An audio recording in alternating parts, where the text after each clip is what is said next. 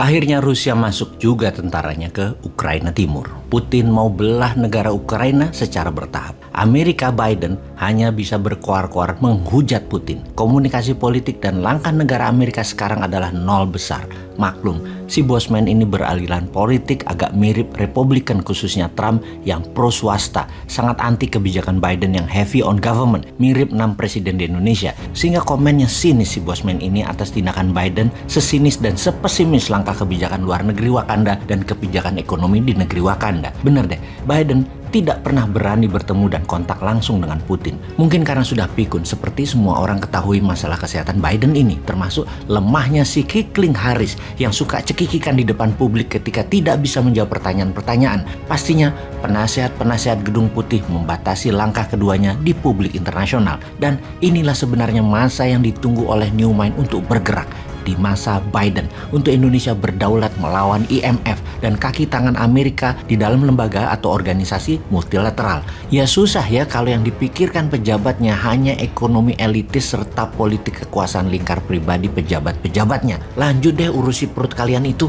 Kita kembali ke Putin yang tentaranya masuk ke timur Ukraina dengan judul Peacekeeping Army. Pemberontak separatis yang bergerak di dua wilayah Ukraina Timur yaitu Luhansk dan Donetsk yang dikenal dengan sebutan Donbas, wilayahnya tersebut akan dikendalikan Rusia, didamaikan versi Putin sih. Masuknya Rusia ini tanpa letusan senjata karena Putin dengan Moriskova 2.0-nya yang berkali-kali bosman urai memang menggunakan hybrid war strategi ini dan terbukti sangat efektif. Ini berkali-kali dijelaskan juga bahwa Tiongkok dengan obor, Amerika dengan Hairo, dan Rusia dengan Moriskova 2.0 semua strategi internasionalnya dan semuanya punya grand plan atau world map versi mereka masing-masing. Beda dengan negara yang diurus Lord, nggak ada peta kebijakan Indonesianya atau nation interestnya, yang ada peta kebijakan negara lain yang dipakainya. Kita bahas detailnya mengenai hybrid war ini di lain kesempatan.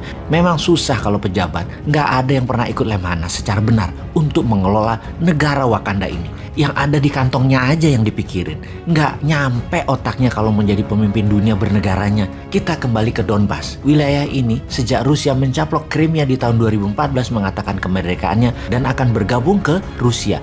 Dan memang Rusia sejak 5 tahun sebelum 2014 sudah pasang banyak kaki di gerakan insurgensi separatis di banyak wilayah di perbatasan-perbatasan Rusia. Mereka terus bergerak mengganggu keamanan wilayah tersebut sehingga penduduk yang bukan berbahasa Rusia banyak yang pindah. Ketika di Donbas saat ini semuanya sudah berbahasa Rusia. Ada gerakan separatis menyerang wilayah tersebut yang tujuannya mengusir mereka yang tidak sefaham beberapa minggu yang lalu. Dan inilah kode untuk Rusia untuk masuk.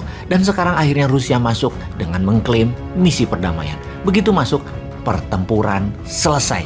Bukan dimulai ya, selesai. Karena sudah takluk 100%. Donbas adalah wilayah penghasil batu bara dan memiliki banyak tambang batu bara serta Donbas merupakan daerah industri. Ada sekitar 3,5 jutaan penduduk di sana yang semuanya berbahasa Rusia. Intinya, dua wilayah Luhansk dan Donetsk ini sudah takluk dan dianeksasi oleh Rusia. Dunia mau apa? Amerika bisa apa? NATO bagaimana bergeraknya? Semua sudah dibahas di video sebelum ini. Lengkap, termasuk pembenaran alasan Putin akan romantisme zaman Catherine the Great hingga kejayaan Soviet menggunakan Moriskova 2.0, bukan bedil-bedilan ala Hitler dan perang dunia ketiga yang akan meluas. Itu bukan cara Putin. Senyap cara operasi intelijennya. Moriskova 2.0 adalah operasi intelijen, swift, silent, deadly.